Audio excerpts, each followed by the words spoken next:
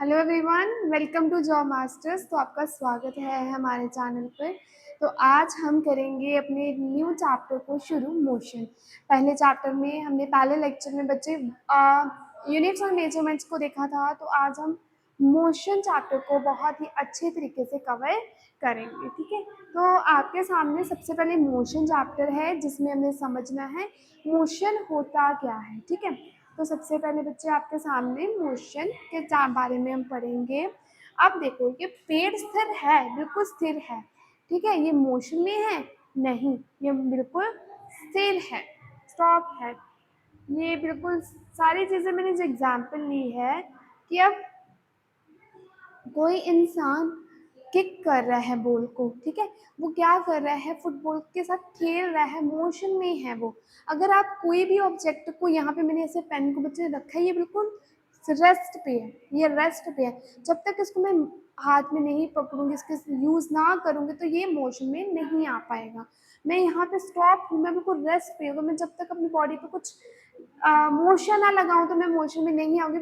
मैं चल पा रही हूँ तो मैं मोशन में हूँ, ठीक है। ये सारी चीज़ें इसके साथ ही है। आगे देखो, अब सबसे पहले आपके सामने आ गया है ये चीज़। अब ये गाड़ियाँ चल रही हैं, ये बिल्कुल रेस्ट पे है कि मोशन पे है? ये मोशन पे है, ये अपने मोशन में है, ठीक है। ये चल रही है, मैकेनिक्स पार्ट है इसका। जब हम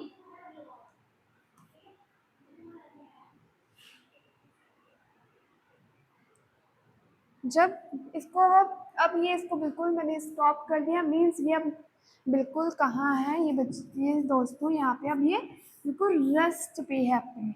जब इसको मैंने मूवमेंट करवानी शुरू कर दी तो ये किस में आ जाएगा? जब इसकी मूवमेंट शुरू हो जाएगी तो ये आ जाएगा अपने मोशन में बच्चे। आ जाएगा, सॉरी, ये अपने मोशन में आ जाएगा। क्लियर हो गया? तो अब हम इसमें एक चीज़ पढ़ेंगे, मैकेनिक्स, ठीक है। मैकेनिक्स, तो मैकेनिक्स जो पार्ट है वो भी, सबसे पहले तो ये टर्म हमने कभी सुनी है? फिजिक्स में सुनी है? ये फिजिक्स की ही एक टर्म है मैकेनिक्स, ठीक है। मैकेनिक्स का मीन्स है यहाँ पे, जब हम करते हैं स्टडी करते हैं, किसकी स्टडी करते हैं दोस्तों? पेन लिखा है, मैं पेन चेंज कर देती हूँ, रेड पेन ले लेते हैं। मैकेनिक्स देख रहे हैं हम, ठीक है। मैकेनिक्स देख रहे हैं हम। जब हम किसकी स्टडी करते हैं? जब हम स्टडी करते हैं, study of object in motion, in motion. जब हम किसी भी ऑब्जेक्ट की स्टडी करते हैं कि जब वो किस में है? मोशन में। जब हम कौन सा पार्ट पढ़ते हैं बच्चे? जब हम पार्ट पढ़ते हैं, मोशन के पार्ट को पढ़ते हैं, मोशन के बारे में, मोशन के बारे में स्टडी करते हैं, उसे हम बोलेंगे यहाँ पे मैकेनिक्स, ठीक है। इसे हम बोलेंगे यहाँ पे मैकेनिक्स। आप देख सकते हो कि ये जो गाड़ियाँ हैं अभी मोशन पे है। ये अभी जो गाड़ियाँ, ये कार जो चल रही है, अपने मोशन वाले पार्ट को यहाँ पे स्टडी कर रही है। क्लियर हो गया आपको? आगे बढ़ेंगे। अब आगे आपके सामने है मोशन। पहले हम पीछे रहते हैं। सबसे पहले मैंने आपको बोला कि सबसे पहले हम मैकेनिक्स के बारे में मैंने आपको बताया, जिससे हम करते हैं study of object in motion. हम स्टडी करते हैं उस ऑब्जेक्ट की जब वो किस में है? वो मोशन में है, ठीक है। जब वो है मोशन में है। उसके बाद इसके बाद एक और टर्म आ जाती है, काइनामेटिक्स, ठीक है। काइनामेटिक्स। उसके बाद एक और टर्म आ जाती है, डायनामिक्स। अब हम इसमें पढ़ते हैं उस पार्ट को, पार्ट ऑफ मोशन की स्टडी करते हैं। और दोस्तों इसमें हम पढ़ते हैं पार्ट ऑफ फोर्स। अब यहाँ पे हम मोशन की बात करेंगे, यहाँ हम मोशन की बात करेंगे, वहाँ पर हमें इस फोर्स की बात भी ज़रूर ही करनी पड़ेगी। इस फोर्स की बात भी हमें ज़रूर यहाँ पे करनी ही पड़ेगी। अगर कुछ फोर्स हम पे नहीं लग रही होती तो हम पढ़ाई नहीं कर रहे होते, ठीक है। अगर जब तक हम मोशन में तब तक नहीं आते दोस्तों, जब तक हमें कुछ फोर्स नहीं मिल रही होती, हम पे कुछ बल नहीं लग रहा होता, तो तब तक हम फोर्स में नहीं आते। अब हमारे एग्जाम्स हैं, हमें कुछ नहीं पता हमें पढ़ना है, अब घर से कुछ फोर्स लगेगी तभी तो हम पढ़ पाएंगे। इट मीन्स वो हमें मोशन में लाने के लिए कुछ जो फोर्स लगा रहे हैं वो हम डायनामिक्स कहते हैं। जो हम किसकी स्टडी करते हैं, कुछ फोर्स के पार्ट की स्टडी करते हैं, उसे हम डायनामिक्स कहते हैं। तो क्लियर हो गया आपको। तो ये 3 टर्म्स हम पढ़ ली है हमने। अब आगे बढ़ेंगे फ्रेंड्स। अब आपके सामने फोर्स है, तीनों चीज़ें मैंने आपको एक में ही बताने की कोशिश की है। अब देखो, मोशन में हमने 3 टर्म्स बच्चे पढ़ी है, जिसमें मैंने आपको बोला जब हम उसकी स्टडी करते हैं, एक branch of physics that deals with emotion. जब हम मोशन के पार्ट मतलब मोशन के उस चीज़ को स्टडी करते हैं जो मोशन में है, ऑब्जेक्ट कोई मोशन में है।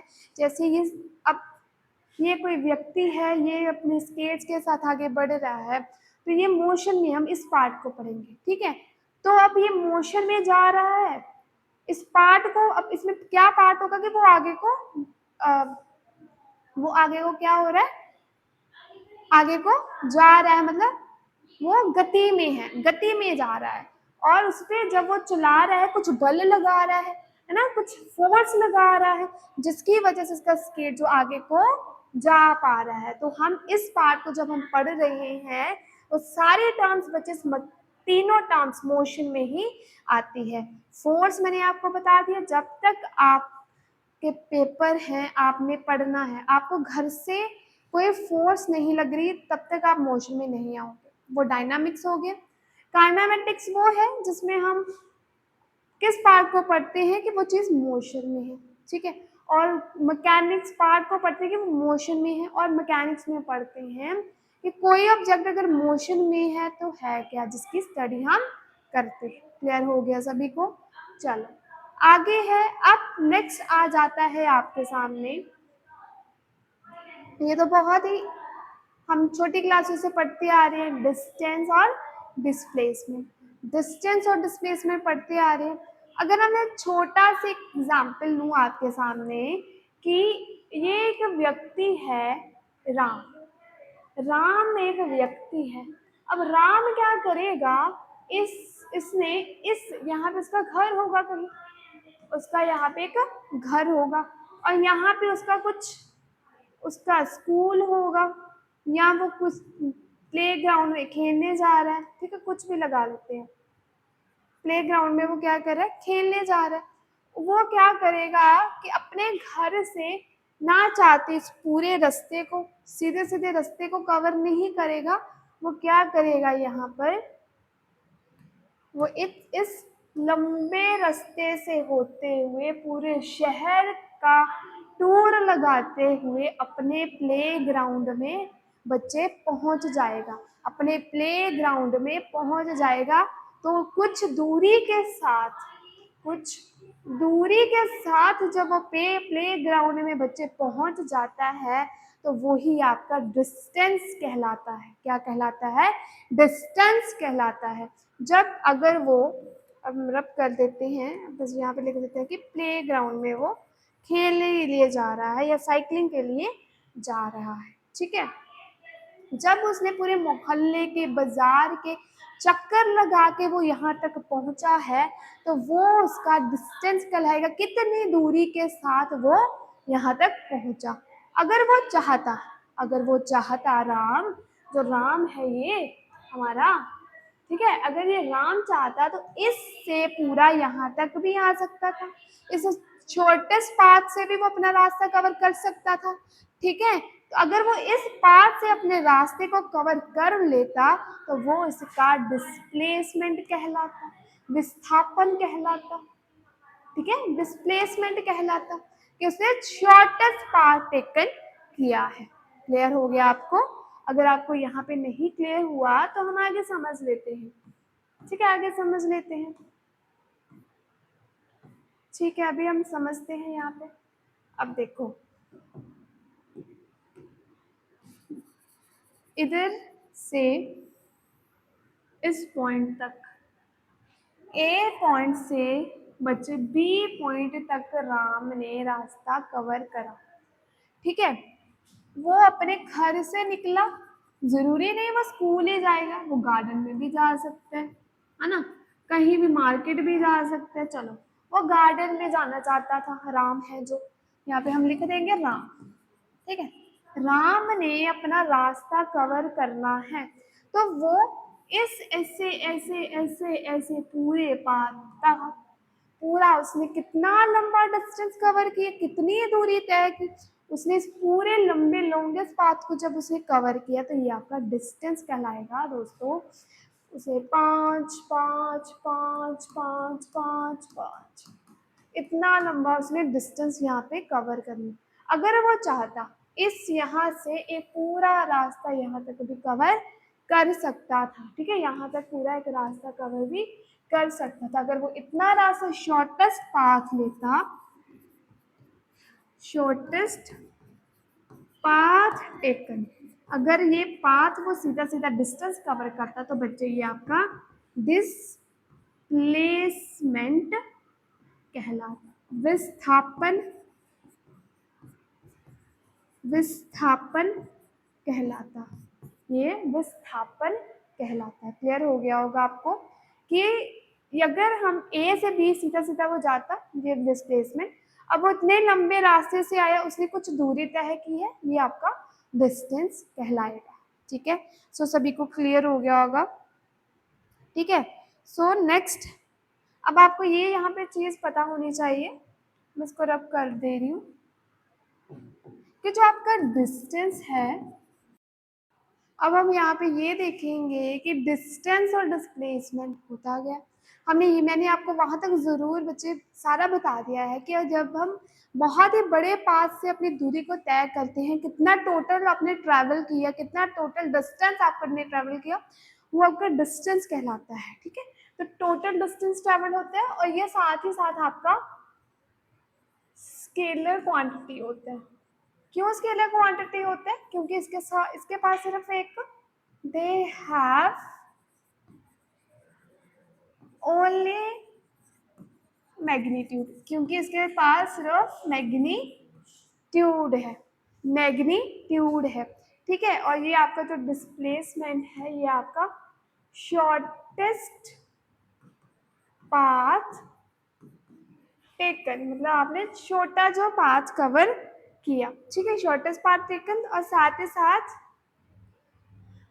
ये आपका वेक्टर क्वांटिटी होता है, जिसके पास डायरेक्शन भी होती है और मैग्नीट्यूड भी होता है, ये आपका वेक्टर क्वांटिटी होती है। ठीक है, तो they have both magnitude and direction. Clear हो गया होगा सभी को? ठीक है, और इन दोनों की जो एसआई यूनिट होती है वो सेम होती है, मीटर होती है। क्लियर हो गया होगा सभी को?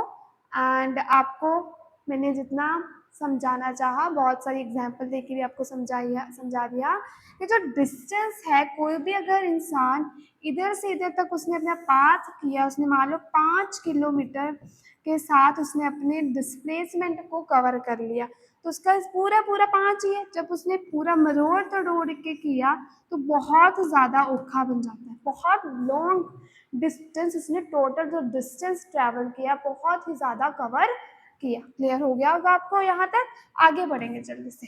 ठीक है, अब सबसे पहले डिस्टेंस है, उसमें आपने डेफिनेशन देख लेनी है, उसके आपने स्केलर क्वांटिटी और ये बता देना है, जो डिस्टेंस है वो आपका पॉजिटिव रहता है। ठीक है, पॉजिटिव रहता है।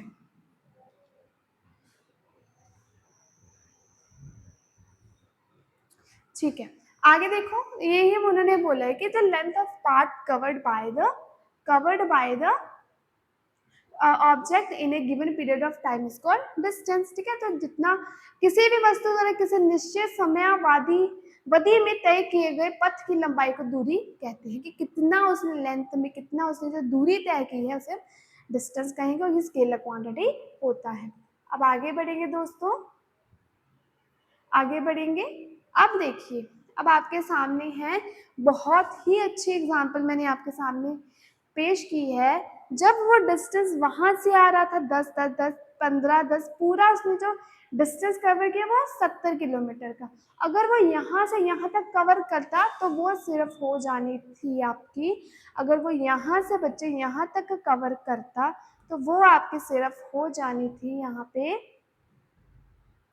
जब उसने डिस्टेंस कवर किया, आप देख सकते हैं यहाँ पे, जब उसने कलर चेंज कर लेते हैं, जब उसने यहाँ पे डिस्टेंस कवर किया वो था 70 किलोमीटर। मैंने बोला क्योंकि यहाँ से वो चला इस पूरे पार से होते हुए, पूरे कितने लंबे रास्ते से होते हुए वो इस पॉइंट तक पहुंचा। ठीक है, वो इस पॉइंट तक पहुंचा, तो पूरा उसने 70 किलोमीटर का बच्चे डिस्टेंस यहाँ पे कवर किया। ठीक है, अब देख लेते हैं हम, और उसने जो डिस्टेंस कवर किया है वो उसने किया है सिर्फ इस 14, वो उसने सिर्फ 14 किलोमीटर का डिस्टेंस कवर किया, सिर्फ 14 किलोमीटर का डिस्टेंस कवर किया। क्लियर हो गया आपको सभी को? आई होप आपको यहाँ तक क्लियर हो गया होगा। आगे बढ़ेंगे। ठीक है, आगे बढ़ेंगे। हाँ जी, ये भी तो वो सेम एग्जांपल, जब उसने ए से स्टार्ट किया बी पे एंड किया, बिल्कुल सीधा सीधा आपने एक डिस्टेंस डिस्प्लेसमेंट को तय किया है, सीधे शॉर्टेस्ट पाथ है, उसे ही हम डिस्प्लेसमेंट कहेंगे। आपको क्लियर हो गया होगा यहाँ तक। ठीक है, आगे बढ़ेंगे। अब आपके सामने डिस्प्लेसमेंट की कुछ डेफिनेशन है, आप कर लीजिएगा, और इसकी एसआई यूनिट मीटर होती है और डिस्टेंस की भी सेम होती है। ठीक है, अब आगे बढ़ेंगे। अब है स्पीड। अब आपके सामने है दोस्तों स्पीड। ठीक है, अब है स्पीड। हमें पता है जो स्पीड है वो आपका डिस्टेंस अपॉन टाइम होता है, डिस्टेंस अपॉन टाइम होता है ना।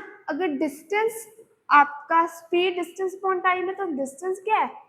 Scalar quantity. तो स्पीड भी क्या होगी आपकी यहाँ पे? स्पीड को पता है कि डिस्टेंस अपॉन टाइम है, डिस्टेंस अपॉन टाइम है, डिस्टेंस की मीटर और टाइम सेकंड के हिसाब से, तो डिस्टेंस मीटर पर सेकंड इसकी एसआई यूनिट होगी, और जो स्पीड है वो भी आपकी यहाँ पे स्केलर क्वांटिटी होगी, स्केलर क्वांटिटी होगी। क्यों होगी? क्योंकि आपका डिस्टेंस भी जो है वो स्केलर क्वांटिटी में होता है। तो स्पीड जो है डिस्टेंस कवर करती है पर सेकंड के हिसाब से। ठीक है, सो आप कितने स्पीड में गाड़ी चला रहे हो, कितने स्पीड में आप जा रहे हो। ठीक है, उसके उसके ही नेक्स्ट आ जाता है दोस्तों आपके सामने, उसके सामने अब आ जाता है आपके सामने वेलोसिटी, वेग। ठीक है, वेग आ जाता है, तो वेग भी आपका कुछ स्पीड से रिलेटेड ही है। जो वेलोसिटी है वो आपका डिस्प्लेसमेंट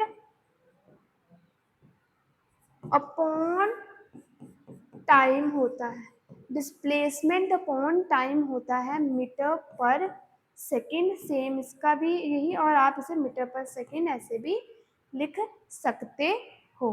ठीक है, और आपकी वेलोसिटी जो है, अगर डिस्प्लेसमेंट आपकी यहाँ पे वेक्टर क्वांटिटी है क्योंकि दे हैव बोथ मैग्नीट्यूड और डायरेक्शन, तो वेलोसिटी भी आपकी यहाँ पे दोस्तों वेक्टर क्वांटिटी होगी। तो जो आपकी वेलोसिटी है वो भी आपकी वेक्टर क्वांटिटी होगी। क्लियर हो गया होगा आपको? वेग किसी भी वस्तु के विस्थापन की दर या किसी निश्चित दिशा में प्रति सेकंड वस्तु द्वारा की गई दूरी को वेग कहते हैं। Rate of change of displacement कह सकते हो, distance covered by the object पर सेकंड के साथ उसे हम वेलोसिटी या वेग कहते हैं। क्लियर हो गया? आगे बढ़ेंगे। ठीक है, आगे बढ़ेंगे। अब देखिए, अब आपके पास आपके सामने दो गाड़ियां हैं, ठीक है, ये मूव कर रही हैं, ये इधर ये इधर, ठीक है, एक मिनट।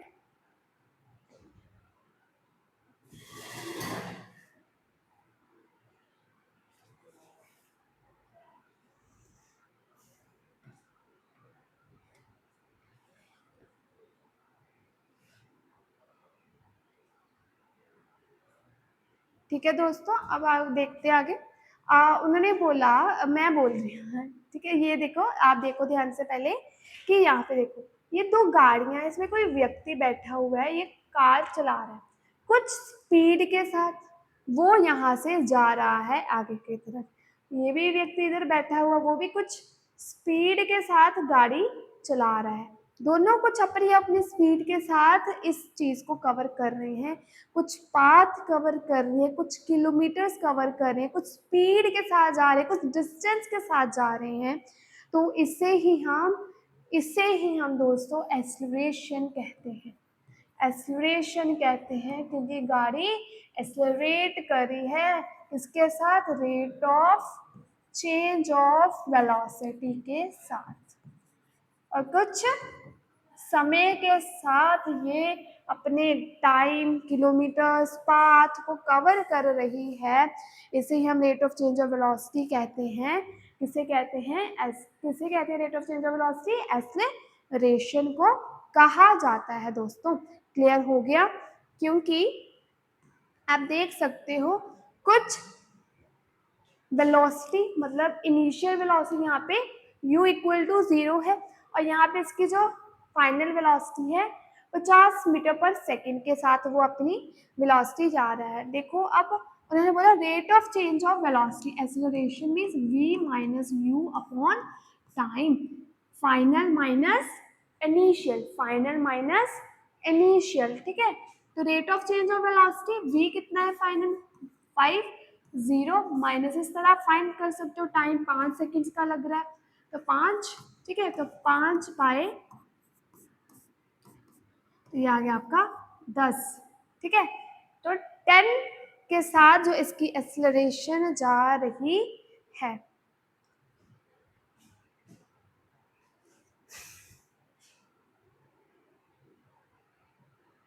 क्लियर हो गया? 10 मीटर पर सेकेंड स्क्वायर के साथ जो गाड़ी है वो एक्सेलरेट कर रही है। ये इस तरह हम एक्सेलरेशन को फाइंड कर सकते हैं। तो मैं आपको ये बताना चाह रही हूँ कि एक्सेलरेशन होता क्या है।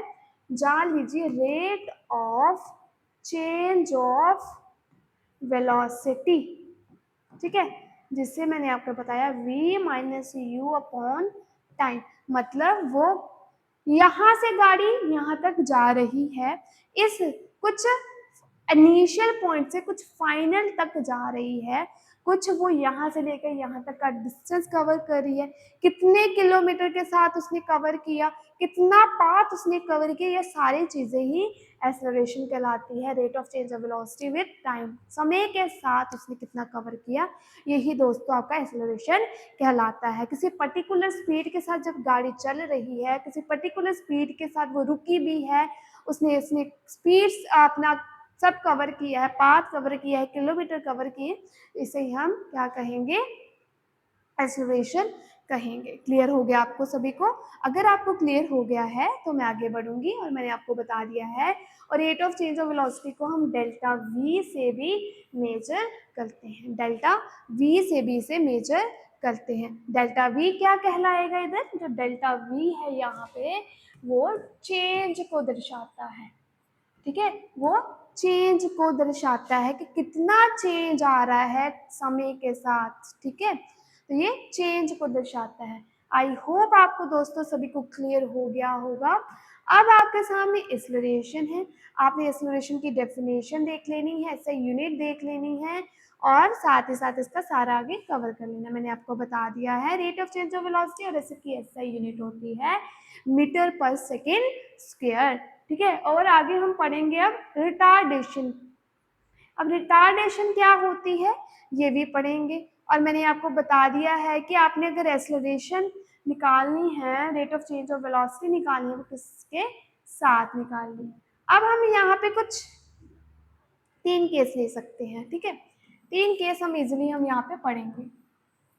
अब देखो, इस पॉइंट से इस पॉइंट तक गाड़ी जा रही है, ए पॉइंट से बी तक गाड़ी जा रही है, टी एस ने मान लो 5 सेकेंड्स कवर किया, टाइम 5 सेकेंड, ठीक है, टाइम जो है उसका 5 सेकेंड है, और 50 किलो है ना, 50 समथिंग थी, हाँ 50 किलोमीटर के साथ उसकी वेलोसिटी है, ठीक है। एक मिनट,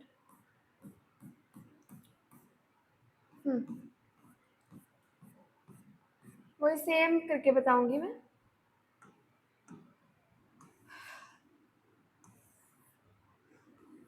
ठीक है, यहाँ से फिर एक पॉइंट से यहाँ तक आपकी गाड़ी बच्चे जा रही है, ठीक है। टाइम हमने देख लिया 5 सेकेंड, और इनिशियल यहाँ पे 0 है, और फाइनल यहाँ पे 50 मीटर पर सेकेंड है, ठीक है। अब यहाँ पे हमने निकालनी है एक्सेलरेशन, तो हमें पता है final minus initial upon time, तो फाइनल है 50 और 5 अपॉन यहाँ पे आ गया टी कितना है 5, 0 थी आपकी फाइनल, तो 50/5 कर दो तो 10 मीटर पर सेकेंड स्क्वायर आपकी जो गाड़ी है वो एक्सेलरेट कर रही है, तो ये तो आपकी पॉजिटिव, ये आ गई यहाँ पे पॉजिटिव एक्सेलरेशन, ठीक है, ये तो सिंपली पॉजिटिव एक्सेलरेशन होगी। अब आगे देखते हैं। अब उन्होंने बोला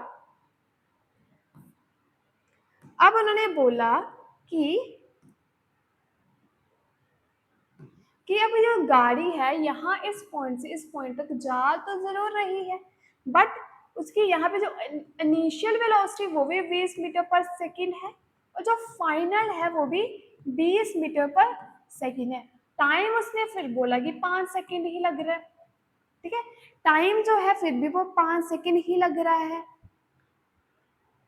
ठीक है, 5 सेकेंड ही लग रहा है। तो अब हमें यहाँ पे फिर एक्सेलरेशन निकाल लेनी है, v minus you upon time, ठीक है, क्लियर हो रहा है आपको सभी को। तो हमने क्या किया यहाँ पे 20 माइनस 20 देखा तो 5, ये तो आ गया 0, मतलब यहाँ पे तो एक्सेलरेशन लग ही नहीं रही, अगर एक्सेलरेशन नहीं लग रही तो वेलोसिटी भी क्या 0 है, स्पीड भी 0 है, तो मतलब ये आपकी कांस्टेंट एक्सेलरेशन है, यहाँ पे जो एक्सेलरेशन है वो क्या है, कांस्टेंट है, कांस्टेंट एक्सेलरेशन लग रही है। अब नेक्स्ट वन हम देख लेते हैं।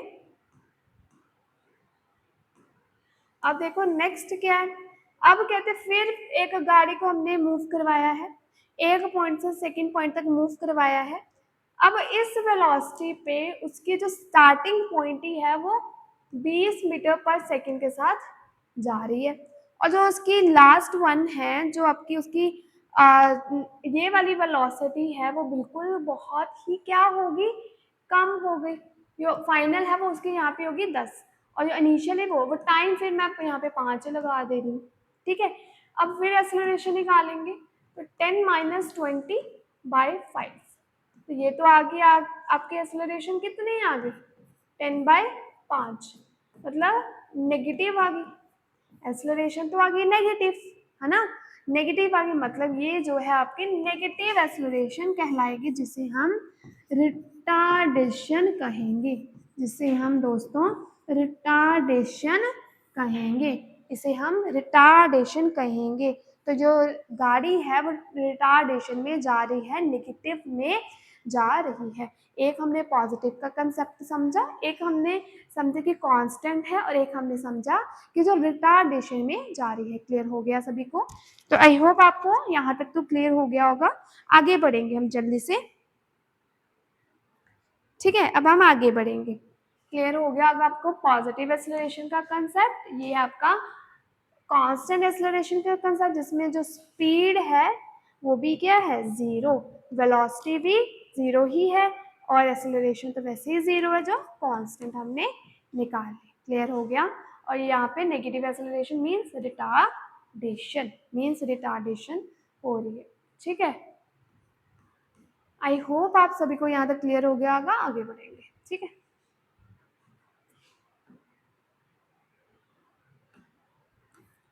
अब आ जाता है मेन टॉपिक आगे, टाइप्स ऑफ मोशन।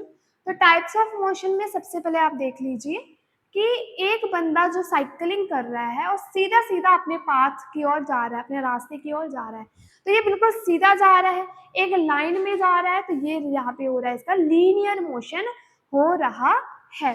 और साथ ही साथ ये भी देख सकते हो आप, एक रोलर कोस्टर है तो उस पे जो मोशन हो रही है, यहाँ पे जो रोलर कोस्टर मोशन पे है, अपने ट्रैक पे है, वो बिल्कुल कर्व में है ना, कर्व में है, तो इसे कर्विलिनियर मोशन कहते हैं।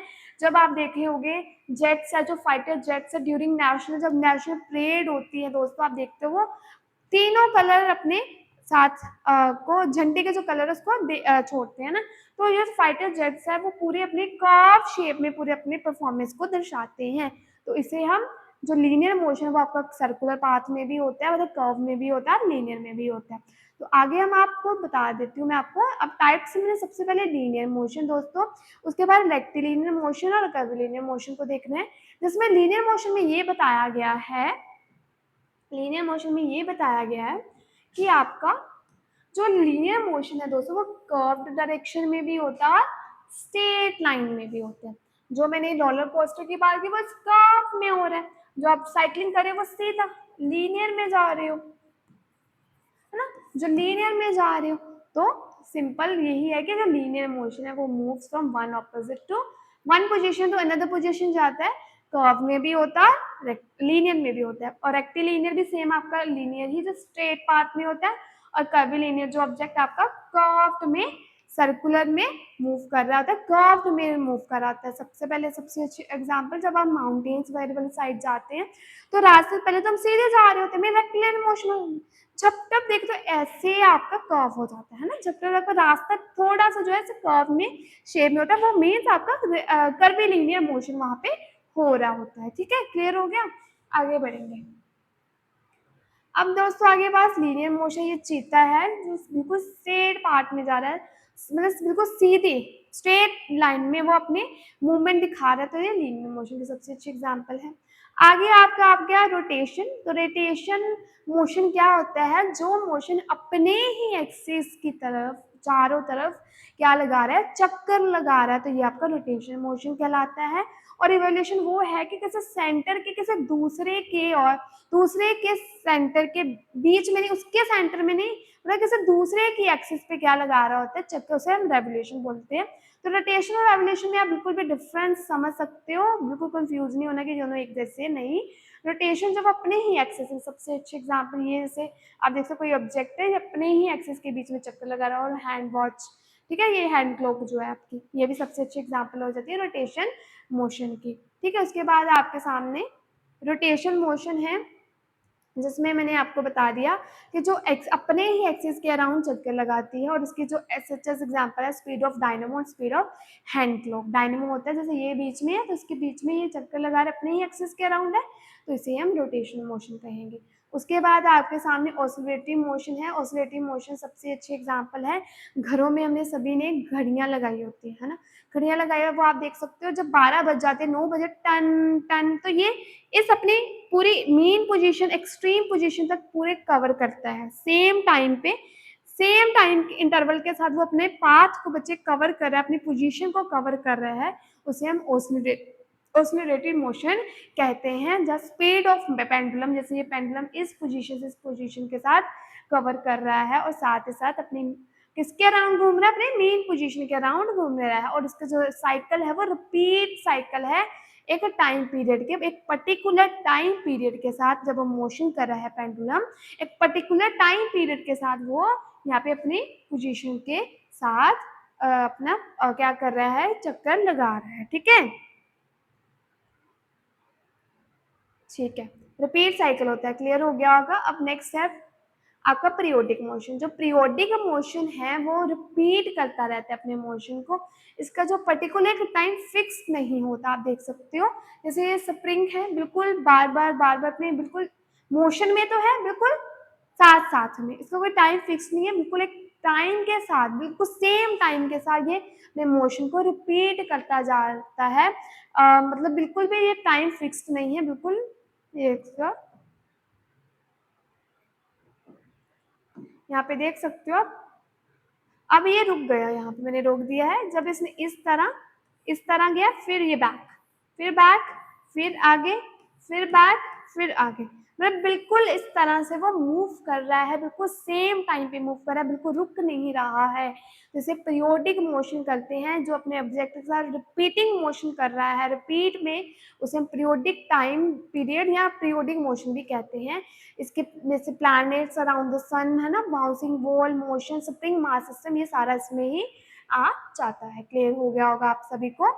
आगे है आपका यूनिफॉर्म सर्कुलर मोशन। तो यूनिफॉर्म सर्कुलर मोशन जो है इसमें बताया गया है कि जब कॉन्टिन्यूसली कोई भी ऑब्जेक्ट मूव करता रहता है, जैसे आप देखो सन के अराउंड धरती जो है, अर्थ जो है वो रिवॉल्व कर रहा है बिल्कुल कॉन्टिन्यूसली सेम टाइम पे, कॉन्टिन्यूसली बिल्कुल ये करी जा रहा है, यूनिफॉर्म में है, इसे हम यूनिफॉर्म सर्कुलर मोशन कहते हैं। एक तो लीनियर में हो गया, एक आपका लीनियर मोशन में हो गया कि एक बंदा वो इधर भी जा रहा है और वापस भी आ रहा है, मतलब बिल्कुल यूनिफॉर्म में, बिल्कुल यूनिफॉर्म में। एक इंसान है, पहले वो इधर से इधर गया और इधर से इधर आया, बिल्कुल यूनिफॉर्म में, बिल्कुल स्ट्रेट पाथ में, मतलब कॉन्टिन्यूसली, है ना। तो ये आपका लीनियर यूनिफॉर्म कहलाएगा, लीनियर यूनिफॉर्म कहलाएगा। जब आप सर्कुलर पाथ में इसको कवर करते हो, उस वो आपका कॉन्टिन्यूसली करते हो, ये आपका कॉन्टिन्यूसली होता है, कॉन्टिन्यूसली करते हो तो उसे हम क्या बोलेंगे, सर्कुलर यूनिफॉर्म सर्कुलर मोशन कहेंगे। और ये साथ ही साथ अपनी डायरेक्शन को भी और वेलोसिटी को भी चेंज करता है। मान लो एक सर्कल है, कोई अगर इंसान, मतलब आपका कॉन्टिन्यूसली एक परफेक्ट टाइम टेबल भी बना होता है, हमें इस टाइम पे पढ़ना है, इस टाइम पे ये करना है, इस टाइम पे ये करना है ना। तो ये देखो, अगर ये इंसान है इस पॉइंट से पहले इधर है, फिर इस पॉइंट पे ये यहाँ पे आया, इस टाइम पे उसकी डायरेक्शन भी चेंज हो रही है, वेलोसिटी भी चेंज, इधर से इस पॉइंट से इधर से जा रहे हैं, इस पॉइंट से इधर से जा रहे हैं, इधर पॉइंट से इधर जा रहे हैं, मतलब हर पॉइंट पे उसकी वेलोसिटी भी चेंज हो रही है, क्योंकि पहले वो हिंदी पढ़ रहा था, बाद में उसने अपनी डायरेक्शन चेंज कर ली, फिर वो साइंस पढ़ेगा, साइंस में उसको कुछ कंसेप्ट होगा, कुछ वेलोसिटी होगी, ठीक है। मेरा कहने का मतलब, पहले वो उसने टाइम टेबल बनाया कि इतना टाइम पे मैं हिंदी पढ़ूंगा, इतना टाइम पे मैं पंजाबी पढ़ूंगा, इतना टाइम पे मैं मैथ्स को कवर करूंगा, फिर रीजनिंग को करूंगा। तो उसका पर्टिकुलर एक कॉन्टिन्यूसली सर्कुलर मोशन में सर्कुलर यूनिफॉर्म चला हुआ है कि वो एक पूरे कॉन्टिन्यूसली अपना काम करेगा, ठीक है। तो वो आपका यूनिफॉर्म सर्कुलर मोशन कहलाएगा, ठीक है। आगे बढ़ेंगे, इक्वेशंस ऑफ मोशंस है। ये इक्वेशंस ऑफ मोशन जो है दोस्तों, ये आपने इसकी बिल्कुल भी सॉल्व नहीं करनी, ये आपको न्यूमेरिकल्स में काफ़ी यूज होने वाली है। तो v जो है यहाँ पे आपका, v जो है वो फाइनल वेलोसिटी है, और u जो है आपका यहाँ पे इनिशियल वेलोसिटी है, a आपका एक्सेलरेशन और t आपका टाइम हो जाता है। s हम डिस्टेंस से डिनोट करेंगे, ये आपको मैंने सारा बता दिया है, और ऐसे यहाँ पे आपका डिस्टेंस रहेगा, ठीक है। यहाँ s जो है यहाँ पे डिस्टेंस रहेगा, v जो है वो आपका फाइनल वेलोसिटी रहेगी, ठीक है, और आपका जो u है वो इनिशियल वेलोसिटी रहेगी। क्लियर हो गया होगा सभी को। आगे बढ़ेंगे जल्दी से। अब है प्रोजेक्टाइल, अब है यहाँ पे प्रोजेक्टाइल। अब आप देख सकते हो कि ये जो व्यक्ति है, ये जो पर्सन है, वो इस बाजू से अपनी बॉल को यहाँ तक पहुंचा रहा है, ठीक है, यहाँ तक पहुंचा रहा है। जब उसने ये कुछ एंगल बनाने की यहाँ पे कोशिश की, जैसे ये मैंने बॉल फेंकनी, तो मैं पहले पीछे को मूवमेंट कर फिर ऐसे फेंकूंगी, है ना। तो मैंने इस जो ऐसे मूवमेंट की, जैसे ऐसे पूरा एंगल बनाया, ये आपका प्रोजेक्टाइल कहलाएगा। तो जब आप इस पॉइंट तक पूरी अपनी बॉल को फेंक देते हो, आपकी ट्रेजेक्टरी कहलाती है, ठीक है। क्या कहलाएगी, ट्रेजेक्टरी कहलाएगी। और यहाँ से यहाँ तक का ये मैक्सिमम हाइट हो जाएगी, मैक्सिमम हाइट, कितनी दूरी पर उसकी बॉल गई, मैक्सिमम हाइट हो जाएगी, ठीक है। ये क्या हो जाएगी, आपके मैक्सिमम हाइट। और यहाँ से यहाँ तक अगर बॉल पड़ी है, तो ये यहाँ पे दोस्तों रेंज कहलाएगी, ये आपकी रेंज कहलाएगी, ठीक है। ये होगी रेंज। और जिस मूवमेंट से आपने इस तरह फेंका, इस एंगल बनाया, इस तरह फेंका, ये आपका ट्रेजेक्टरी हो गया, ये वाला जो पाथ ट्रेजेक्टरी कहलाया। और यहाँ से जो आपने ऐसे किया, वो आपका प्रोजेक्टाइल कहलाया। क्लियर होगा। और किस दूरी तक गई, मैक्सिमम हाइट, और इस पोजीशन से इस पोजीशन तक मैक्सिमम रेंज। क्लियर हो गया।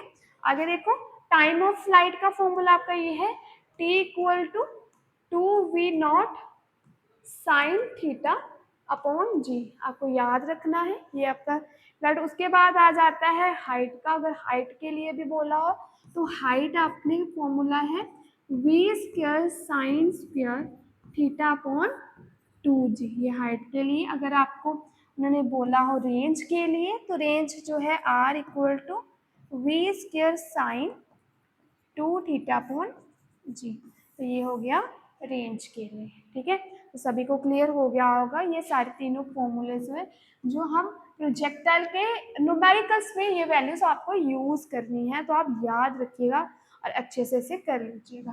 ठीक है, इसकी जगह यू भी हो सकता है, तो कोई कंफ्यूजन नहीं है। ठीक है, तो इसकी जगह यू भी हो सकता है, इसकी जगह आपका यू भी हो सकता है। तो आपको आई होप क्लियर हो गया होगा कि ट्रेजेक्टरी क्या है, जिस पॉइंट से वो ऊपर तक जा रहा है, तो जिस पाथ वो कवर कर रहा है वो ट्रेजेक्टरी, जिस पॉइंट से फेंक रहा है वो प्रोजेक्टाइल कहलाएगा, वो आपका प्रोजेक्टाइल कहलाएगा। आई होप आप सभी को क्लियर हो गया होगा। आज का सेशन थोड़ा लंबा जा रहा था, तो हम यहाँ तक ही इसको कवर करेंगे। नेक्स्ट सेशन में हम अपने पहले सेकेंड जो हमने चैप्टर शुरू किया है मोशन, सेकेंड पार्ट में वो पूरा आपको कंप्लीट सेशन में हमने कंप्लीट कर लेना है। अगर आपको ये वीडियो अच्छी लगी तो प्लीज़ लाइक करना है, शेयर करना है, एंड कोई भी डाउट होता है तो प्लीज़ कमेंट सेक्शन में आप बता देना। Thank you, have a wonderful day.